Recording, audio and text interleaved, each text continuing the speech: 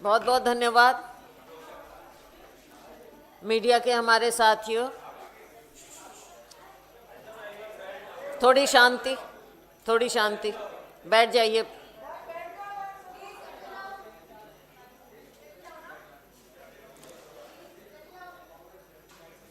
सबसे पहले मैं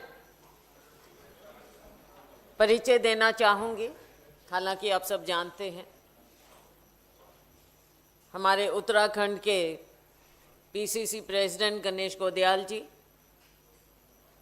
हमारे सीएलपी लीडर यशपाल आर्या जी, जो पूर्व में पीसीसी प्रेसिडेंट भी रहे हैं और आज के दिन सीएलपी लीडर हैं, नेता प्रतिपक्ष। गुरदीप सप्पल जी को आप जानते ही हैं, हम हमारे सहयोगी कॉलीग्स हैं हम सीडब्ल्यूसी में। आज हम आपके सामने एक बहुत गंभीर मुद्दा लेकर आए हैं। उत्तराखंड में आप जानते हैं कि चुनाव नज़दीक है। अगले साल अगर समय पर चुनाव हुआ तो अगले साल शुरू में फरवरी में विधानसभा का चुनाव होना चाहिए। और आप परिचित हैं कि जब चुनाव नज़दीक आने लगता है, भाजपा की एक नीति है कि वो किसी न किसी तरह से शरारत करें। अगर खुद सामने ना भी आए तो अपने किसी फ्रिंज एलिमेंट को आगे कर देते हैं और वो ऐसे कार्य करते हैं, ऐसी बातें सामने आती हैं जो इनकी असली मानसिकता, भाजपा आरएसएस की जो इनकी विचारधारा है, वो मानसिकता दिखाई जाती। और लोग इनसे अब बहुत अच्छी तरह से वाकिफ हो गए हैं, जान गए हैं कि इनकी सोच क्या है। हाल ही में आपने देखा राहुल गांधी जी का दौरा हुआ देहरादून में, छात्रों की गूंज के माध्यम से एक ऐसी गूंज उठी विद्यार्थियों की, छात्रों की, जो देश के कोने कोने तक पहुंची है। जिस तरह से नीट एग्ज़ाम पेपर लीक का मुद्दा रहा और उसकी गूंज आपने सदन में भी देखी। दुर्भाग्य की बात है कि ज़मीन पर जिस तरह का कहर ढाया गया बच्चों पर दुनिया के सामने। राहुल जी का कार्यक्रम जब रखा जा रहा था तो वहाँ इनका प्रयास रहा, शासन का, प्रशासन का, कि उस प्रोग्राम को फेल किया जाए किसी ना किसी तरह से। कभी ग्राउंड की परमिशन मिली, फिर उसको कैंसिल किया, फिर पैरेलल प्रोग्राम रखे गए, लेकिन इतना सफल कार्यक्रम वो हुआ और छात्रों में एक नई ऊर्जा आई, उत्तराखंड के लोगों में एक नई ऊर्जा आई। और उसके पश्चात अभी हमारे राष्ट्रीय अध्यक्ष, नेता प्रतिपक्ष राज्यसभा श्री मल्लिकार्जुन जी खड़गे का कार्यक्रम, 2 दिवसीय कार्यक्रम था हल्द्वानी में, रुद्रपुर में। हमारी रैली थी रामलीला मैदान हल्द्वानी में, जिसे संबोधित किया हमारे राष्ट्रीय अध्यक्ष खड़गे जी ने। लोगों में बेहद उत्साह, बल्कि वहाँ के लोग कहते हैं, मीडिया के मेरे साथियों, आपके भी सहयोगी वहाँ पर हैं, कि ऐसी शानदार रैली वहाँ पर, छोटी जगह है लेकिन ओवरफ्लोइंग, और वर्कर में, आम जन में, बाज़ारों में, हर जगह बेहद उत्साह था। इनकी कोशिश रही कि इसको कमज़ोर करें, फेल करें। हमारे लोगों को रोका गया। ये तो हमारे नेता आर्या जी हैं यहाँ पर, हमारे अध्यक्ष जी हैं यहाँ पर, दूसरे नेताओं ने उसी समय सिचुएशन को समझ लिया, भांप लिया, संभाल लिया और जाकर अधिकारियों से उनको चिताया कि आप ऐसे प्रोग्राम खराब नहीं करने दें, हम करने देंगे आपको। और ये हमारे वर्कर्स की बहादुरी, हमारे राज्य के नेताओं का नेतृत्व कि उसके बावजूद हमारी रैली इतनी बढ़िया, इतनी सफल हुई। माननीय अध्यक्ष जी का भाषण आप लोगों ने सुना और जिस प्रकार से उन्होंने सारी बातें वहाँ पर रखी, एक प्रेरणा मिली वहाँ के लोगों को, उत्तराखंड के लोगों को। आगे आने वाली जो चुनौती है उसको हमने स्वीकार किया है। उत्तराखंड में भ्रष्ट सरकार भाजपा की, उसके दिन अब लद गए, लेकिन जो इनकी ओछी मानसिकता है उसका प्रमाण आपने अभी देखा 2 दिन पहले। जिस मैदान में हमारा कार्यक्रम हुआ, हमारे राष्ट्रीय अध्यक्ष जी का कार्यक्रम हुआ, उसका शुद्धिकरण किया जा रहा है। कौन है ये लोग? क्या भाजपा इससे सरोकार रखती है? क्या वहां का शासन उसको एनकरेज करता है? ये सोच इनकी ही है। भाजपा आरएसएस की सोच है कि अगर हमारे राष्ट्रीय अध्यक्ष को वो एक नेता के रूप में नहीं देख सकते, और सिर्फ इस बात पर, और ये हम इसलिए कह रहे हैं क्योंकि मैं खुद उस समुदाय से हूँ, आर्या जी उस समुदाय से हैं, हमारे राष्ट्रीय अध्यक्ष, इसमें कोई वो है नहीं बात, हमारे को कोई शर्म नहीं है, हमें गर्व है हम जिस समुदाय से आते हैं। लेकिन क्या हमारा संविधान, बाबा साहेब द्वारा रचित संविधान, ये भेदभाव करने देता है? इस तरह का भेदभाव कि अगर कोई एक समुदाय से नेता, इतने बड़े नेता वहां जाकर प्रोग्राम करते हैं, भाषण देते हैं, तो उसका शुद्धिकरण होगा केवल इस बात पर? साथियों, ये आपने देखना है, देश के लोगों ने देखना है कि इनकी मानसिकता, भाजपा आरएसएस की मानसिकता क्या है। आज तक क्यों नहीं एक्शन हुआ? क्यों नहीं एफआईआर हुई?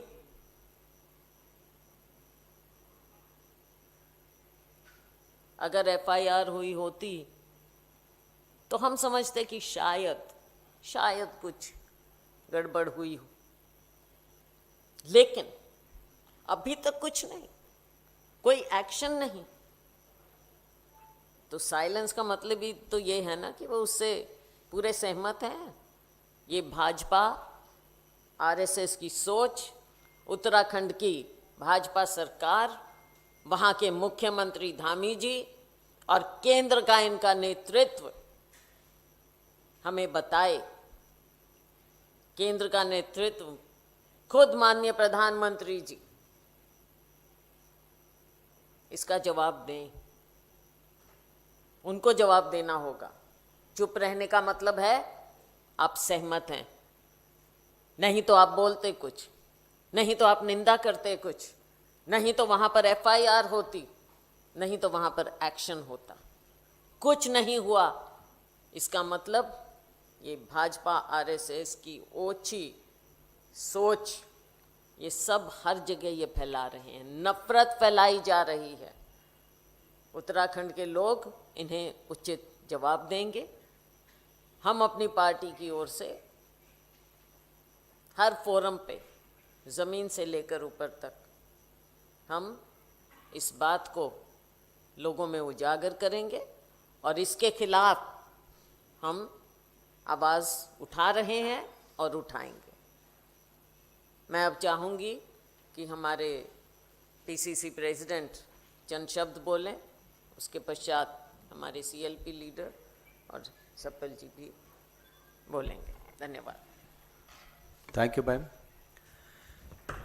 सभी पत्रकार साथी और मंच पर हमारी आदरणीय प्रभारी जी, हमारे आदरणीय नेता प्रतिपक्ष जी और आदरणीय श्री सप्पल जी, साथियों, किन शब्दों में इस स्थिति को बयां किया जाए कि ऐसे भारतवर्ष में, जबकि हम 21वीं सदी में जी रहे हैं और दुनिया के वो देश जो अपने भौगोलिक सीमा के इंच इंच पर विकास कर चुके, अब वो चांद और सितारों पर विकास की बात कर रहे हैं। ऐसे में उत्तराखंड से भारतीय जनता पार्टी की जो सोच है वो हमें शर्मसार करती है। अभी कुछ दिन पहले जैसे कि आदरणीय हमारी प्रभारी जी ने कहा कि खड़गे जी की सभा के बाद उनके सभा स्थल को और उस मंच को इस रूप में कहकर कि यहाँ पर से एक व्यक्ति ने आकर संबोधित किया और ऐसे में इस मंच को शुद्धिकरण किया जाना है और वो सब उसकी वीडियोग्राफी जारी की गई, ये भारतीय जनता पार्टी की सोच को प्रदर्शित करता है। बाबा साहेब आम्बेडकर और उनके साथ उनके सहयोगियों ने जो संविधान की रचना की और जिस संविधान की ताकत इतनी मजबूत है कि आज हम एक देश के रूप में निरंतर आगे बढ़ रहे हैं, हमारी अखंडता अक्षुण्ण है, उस ताकत के सामने आज भी ऐसे विचार हैं जो विचार इस देश को और हमारे समाज को कमज़ोर करने में लगे हुए हैं।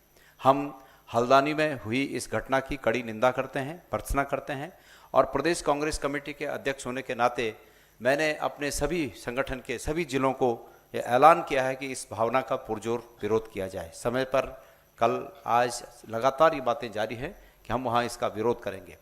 साथियों, मैं हमारे उत्तराखंड के अनुसूचित समाज के तमाम उन भाइयों से बहनों से ये कहना चाहता हूँ कि आपने भारतीय जनता पार्टी के मन में छुपी हुई असलियत को बहुत बारीकी से और करीब से देख लिया है। ये बहुत बड़े अपमान की बात है कि एक नेता जो राष्ट्रीय स्तर पर कांग्रेस के हमारी पार्टी के अध्यक्ष भी हैं और राज्यसभा में प्रतिपक्ष के नेता भी हैं, उनके साथ ऐसा व्यवहार ये हमारे सभी लोग उत्तराखंड के देख रहे हैं। उत्तराखंड का इतिहास ये रहा है कि हमारा सभी, चाहे किसी भी जाति बिरादरी के लोग हों, आपस में भाईचारा रहा है। मैं समझता हूं कि पूरे देश में उत्तराखंड एक ऐसा राज्य है कि अतीत में भी सभी जातियों के प्रति एक दूसरे का भाव मित्रवत और प्रेमवत रहा है। हमको बचपन की यादें हैं कि हम चाहे किसी भी जाति का व्यक्ति हो, अगर वो उम्र में बड़ा है तो हम उनको रिश्ते से ही पुकारते हैं और उन्हें मतलब पहले आदर के रूप में छोटा व्यक्ति उम्र में बड़े व्यक्ति को प्रणाम करता है, नमस्कार करता है। तो हम उस संस्कृति के लोग हैं। लेकिन आज भारतीय जनता पार्टी की संकीर्ण सोच ने समाज में दरार पैदा करने की कोशिश की है, ये वहाँ के लोग होने नहीं देंगे।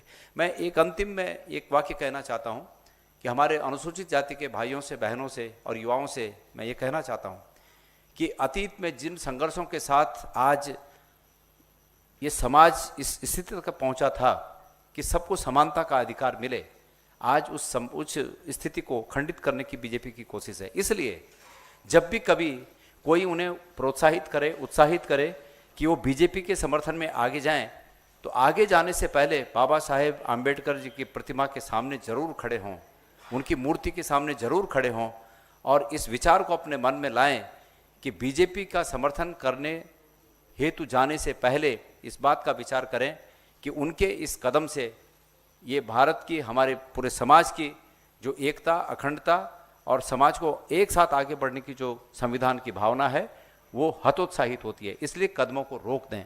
मैं निवेदन करता हूं कि इस बात की ग्राह्यता को हमारे सभी लोग समझेंगे और जिस प्रकार से हमारा प्रदेश पहले से ही इस बात के लिए मशहूर है कि यहाँ सभी जातियों धर्मों के लोग एक दूसरे का सम्मान करते हैं, इस दिशा में आगे बढ़ेंगे। धन्यवाद।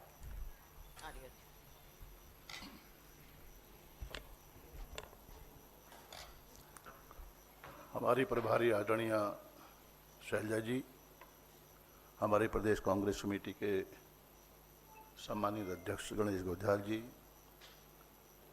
हमारे बहुत ही आदरणीय गुरतीर सक्पल जी, सम्मानित पत्रकार भाई और बहनों, मैं आदरणीय शैलजा जी और गोध्याल जी के विचारों से अपने को संबद्ध करता हूं और निश्चित रूप से जिस तरह से 8 अगस्त को हल्द्वानी जो कुमाऊं का प्रवेश द्वार है, जिसमें हजारों हजार जनमानस की वहाँ पर संख्या थी, उसको आदरणीय खड़गे साहब ने संबोधित किया और उसके पश्चात 2 दिन बाद उस ऐतिहासिक मैदान को भाजपा के नेताओं के द्वारा, भाजपा के कार्यकर्ताओं के द्वारा हवन कर शुद्धिकरण की प्रयास किया गया। निसंदेह यह भारतीय जनता पार्टी का जो चेहरा है वो स्पष्ट करता है कि भारतीय जनता पार्टी की क्या मानसिकता है, और यह विकृत मानसिकता है। यह घृणा और नफरत की विचारधारा के लोग हैं। आदरणीय खड़गे साहब का एक लंबा राजनीतिक जीवन रहा है, जिन्होंने हमेशा सामाजिक न्याय की बात की है, लड़ाई लड़ी है, संवैधानिक मूल्यों की रक्षा की है और सामाजिक समानता का जिन्होंने संदेश दिया है। अगर उस जो राष्ट्रीय अध्यक्ष भी हैं, जिनका ये लंबा राजनीतिक दीर्घकालिक अनुभव भी है, अगर उनके साथ इस तरह का कृत्य होता है, उस मैदान का शुद्धिकरण किया जाता है भारतीय जनता पार्टी के द्वारा, तो स्पष्ट तस्वीर है कि आज इस प्रदेश में, उत्तराखंड में और पूरे देश में दलितों के साथ, शोषितों के साथ, वंचितों के साथ, कमजोर वर्ग के साथ किस तरह से जाति हो रही, जुल्म हो रहे हैं, अन्याय हो रहा है, अनदेखी हो रही है, ये स्पष्ट है। और उत्तराखंड में भारतीय जनता पार्टी की सरकार है। पिछले वर्षों के पन्ने पलटिए तो निश्चित रूप से वहाँ पर जो हमारी बेटियां हैं, जो हमारी बहनें हैं, उनके साथ लगातार बलात्कार, हत्याएं लगातार हो रही हैं। और उसमें कौन लोग शामिल हैं? भारतीय जनता पार्टी के राज्य मंत्री, जो राज्य मंत्री हैं, जो उच्च पदों पर आसीन हैं, वो लोग इस बलात्कार में, हत्याओं में संलिप्त हैं, लेकिन कोई कार्रवाई नहीं होती है। एक डर और भय का माहौल बन चुका है। और मैं स्पष्ट करना चाहता हूं कि जो कृत्य भारतीय जनता पार्टी के नेताओं ने, कार्यकर्ताओं ने रामलीला मैदान हल्द्वानी में शुद्धिकरण हवन किया है, क्या केंद्रीय नेतृत्व उस मानसिकता को स्वीकार करता है? क्या उस मानसिकता का समर्थक है? यह मैं सवाल केंद्रीय नेतृत्व, भारतीय जनता पार्टी के केंद्रीय नेतृत्व से जानना चाहता हूं। और यकीनन आज पूरे प्रदेश में जो हमारा अनुसूचित जाति समाज है, दलित समाज है, वंचित समाज है, कमजोर लोग हैं, जो आम आदमी हैं, वह डरा हुआ सा है। उनके अधिकार छीने जा रहे हैं, उनकी ज़मीनों को छीना जा रहा है। एक प्रकार से एक सामाजिक जो विषमताएं हैं फिर वो दिखाई दे रही हैं। तो मैं आपके माध्यम से कहना चाहता हूं कि यह सरकार दलित विरोधी है, शोषित लोगों का साथ न्याय करने वाली है, कमज़ोर लोगों के आवाज़ को दबाने वाली है। और इस मामले में मैं अपने सामान्य लोगों से कहना चाहता हूँ, उत्तराखंड के लिए पूरे देश के आवाम से कहना चाहता हूँ कि जो ये संकीर्ण मानसिकता है, जो यह घृणा नफरत की बात करने वाले लोग हैं, उनके साथ निश्चित रूप से अगर आपने खड़ा होना है तो खड़ा होना है। गरीबों के साथ, शोषितों के साथ उनकी आवाज़ बनना है। तो निश्चित रूप से जो आज सामाजिक न्याय की लड़ाई के लिए बाबा साहब डॉक्टर भीमराव अंबेडकर जी ने संविधान में जो व्याख्या की है, संवैधानिक जो अधिकार दिए हैं, तभी रक्षा हो पाएगी, ऐसा मेरा विश्वास है। आप सबका हृदय से आभारी हूँ। धन्यवाद।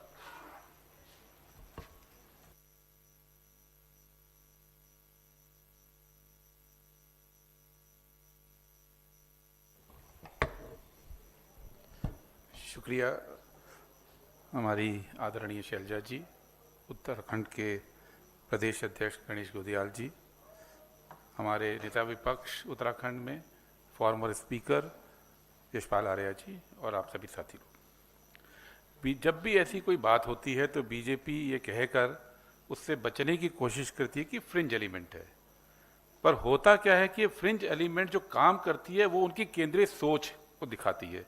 जो उनके केंद्र में उनकी फिलॉसफी है उसको वो फ्रिंज एलिमेंट ही आगे लेके जाता है।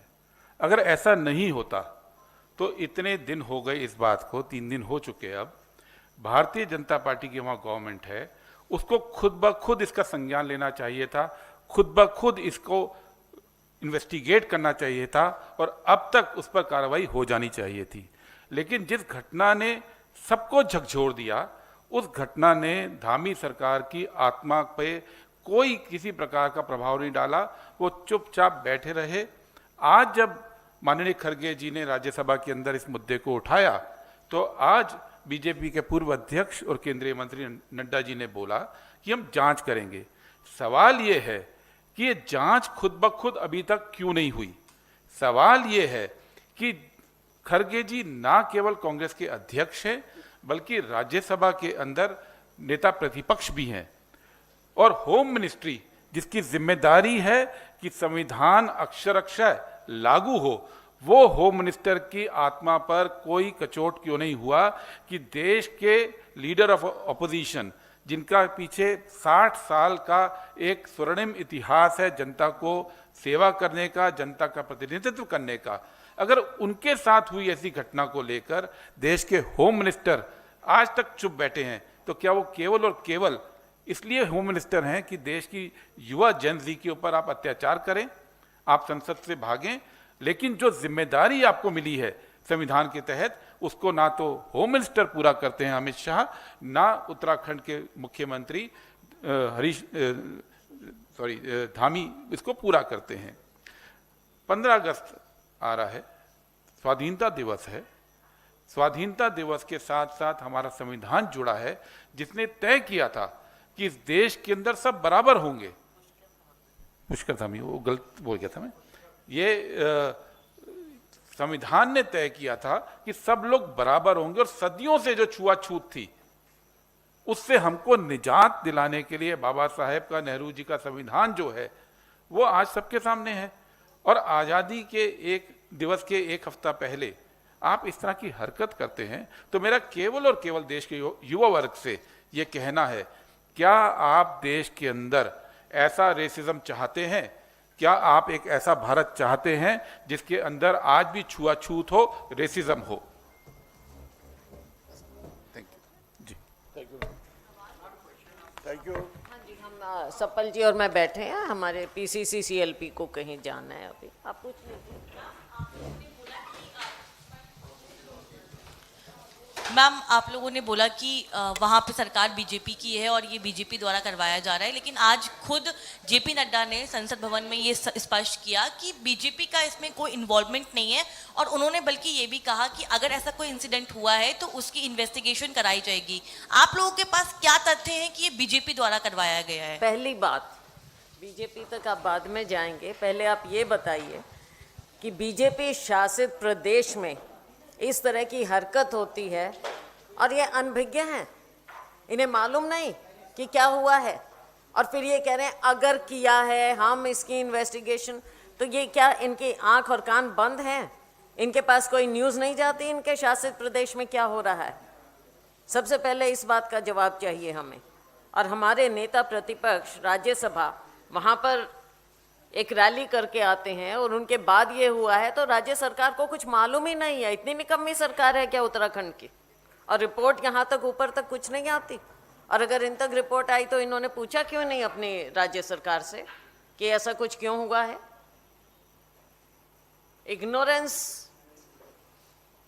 इग्नोरेंस कोई जवाब नहीं है।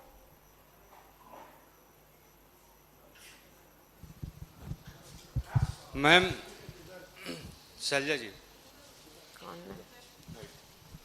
जी मैम, मेरा सवाल ये है, क्योंकि खड़गे साहब हल्द्वानी के भीतर खड़गे साहब की जहाँ सभा थी, उस सभा के बाद ये मुद्दा जो है वो राज्यसभा के भीतर भी उठाया गया। खड़गे साहब ने खुद इसको उठाया है।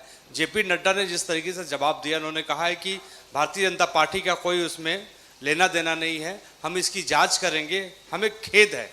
क्या कहेंगी उनकी इस प्रतिक्रिया के बारे में? हमें दुख है कि इस तरह से देश में शासन चल रहा है। हमें दुख है कि इस तरह से उत्तराखंड में शासन चल रहा है, जहाँ की सरकार, जहाँ की रूलिंग पार्टी इतनी इग्नोरेंट हो कि इस तरह के काम हो रहे हैं। और देश में रक्षा किसकी करेंगे? अगर नेता प्रतिपक्ष के साथ ऐसा हुआ, उनके आने के बाद उनकी छवि को ऐसे किया गया, बल्कि केवल उनकी छवि नहीं, देश की छवि धूमिल होती है। आप क्या स्वाधीनता दिवस मना रहे हैं? किसके लिए है ये स्वाधीनता? अपनी सोच को ठीक करें और ये कहना कि जांच करेंगे और होगा। अभी तक क्यों नहीं की जांच? ये तो मामला उठा, और अगर खुद खड़गे जी नहीं उठाते राज्यसभा में तो इनकी तरफ से तो कुछ हुआ ही नहीं है।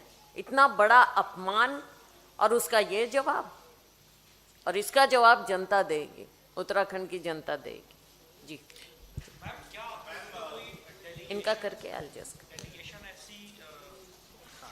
Ma'am, Vincent from the Telegraph newspaper. Ji Since the state has not taken cognizance yet or filed an FIR and so on, what do y'all plan to do? Will one of your leaders mentioned that y'all are having protests.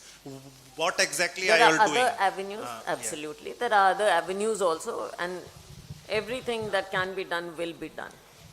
There has to be justice, and if there can't be justice with the leader of opposition in Rajya Sabha, our national president, who will they ensure justice to? There have been so many atrocities in Uttarakhand. Their own people have been involved in it, yet nothing has happened. It simply shows their mentality, their ideology, and their belief in polarization of any sort. जी।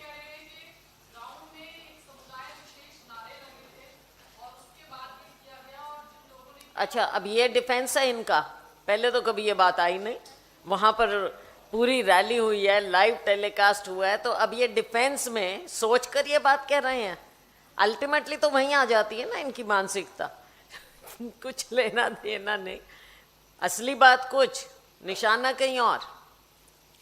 मैं तेजपाल सिंह, सवाल ये है कि ये अभी कह करके क्योंकि इनका तो सबसे बड़ा संगठन है, वहाँ अगर किसी पर आरोप भी लगता है तो एक बार कह देते हैं कि हमारे साथ में नहीं है जो है, लेकिन बात एससी और माइनॉरिटीज़ और फीमेल्स को लेकर के बंच ऑफ थॉट्स में भी इनकी किताब के लेख हैं, तमाम सारी चीज़ें विवादित हैं।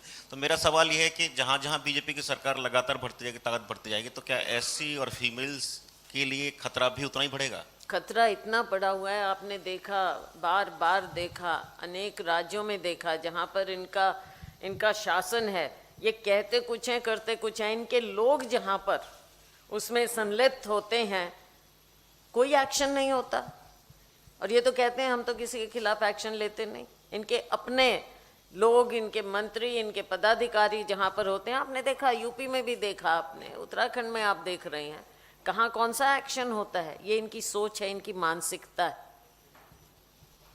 मैम, इस घटना के बाद आप लोगों का क्या कोई delegation SC commission office visit करने को लेकर तैयारी कर रहा है, या सीएम को रिटन हमारी हर तरह से एक्शन होंगी और वो आपको मालूम पड़ता रहेगा। हर जगह हमने इस चीज़ को, क्योंकि जो इतना बड़ा ये इन्होंने अन्याय किया है उसके खिलाफ, नफरत फैलाने की जो कोशिश की है उसके खिलाफ कांग्रेस पार्टी ज़रूर पूरा एक्शन लेगी। मैम, राष्ट्रीय अध्यक्ष के अपमान और एक जाति विशेष के अपमान को लेकर क्या कांग्रेस कोई आंदोलन तैयार कर रही है, कुछ विरोध प्रदर्शन? देखिए, ये एक अपमान केवल राष्ट्रीय अध्यक्ष का नहीं है। आज के दिन जब आप स्वाधीनता दिवस मनाने जा रहे हैं, क्या ये संदेश दे रहे हैं आप देश को कि कोई कितना ही अपनी मेहनत से ऊपर उठे और संविधान सबके लिए, ना केवल अनुसूचित जातियों के लिए, लेकिन सबको समानता देता है। लेकिन आपकी सोच अभी वहीं अटकी हुई है। कितने हजार साल पहले आप उस विचारधारा के संरक्षक हैं जो भेदभाव करता है। ये मैसेज है इस पूरी हरकत का, और भाजपा के, इनके शासन के, इनके प्रशासन के जो उदासीनता है, ये साफ इस ओर इशारा कर रहा है। Thank you.